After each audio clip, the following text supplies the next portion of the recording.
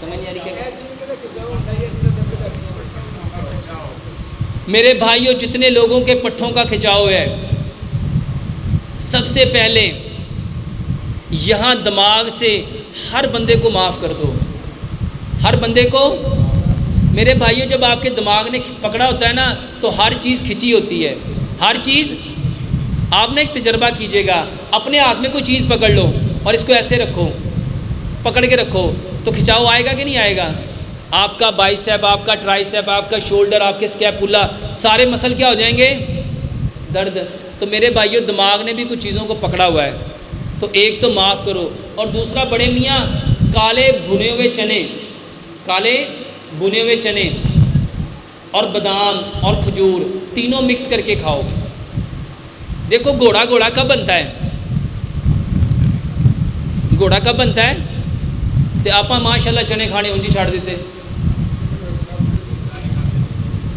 کہندے لبدے نہیں۔ میاں جی پٹھیاں اپنے پنڈاں 'چ ہوندیاں سی، پٹھیاں ہوندیاں سی نا، تے آپاں نوں بھُنتے ساں تے او مٹھ جیب 'ਚ پاندے ساں۔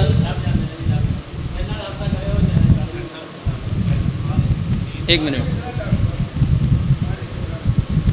دند اگر ਹੈਗੇ نے تو ਉਹਨੂੰ ਚਬਾਓ، ਉਹਨੂੰ ਚੰਗੀ ਤਰ੍ਹਾਂ ਚਬਾਓ، ਤੇ ਜੇ ਦੰਦ ਨਹੀਂ ਹੈਗੇ ਤੇ ਮੀਆਂ ਜੀ ਉਹਨੂੰ ਕੁੱਟ ਲਵੋ, ਗ੍ਰਾਈਂਡ ਨਹੀਂ ਕਰਨਾ, ਗ੍ਰਾਈਂਡ ਉਹਨੂੰ ਕੁੱਟ ਲਵੋ, ਉਹਨੂੰ ਕੁੱਟ ਕੇ, ਹਾਂਜੀ ਉਹਨੂੰ ਕੁੱਟ ਕੇ ਬਦਾਮ ਚਨੇ ਤੇ ਖਜੂਰ ਤੇ ਉਹਨੂੰ ਮੂੰਹ 'ਚ ਪਾ ਕੇ ਚਬਾਉਂਦੇ ਜਾਓ, ਚਬਾਉਂਦੇ ਜਾਓ, ਉਹ ਪਾਊਡਰ ਨੂੰ ਵੀ ਚਬਾਉਂਦੇ ਜਾਓ, ਚਬਾਉਂਦੇ ਜਾਓ, ਚਬਾਉਂਦੇ ਜਾਓ, ਚਬਾਉਂਦੇ ਜਾਓ, ਜਦੋਂ ਪਾਣੀ ਬਣ ਜਾਏ ਤੈਨੂੰ ਨਿਗਲ ਲਓ।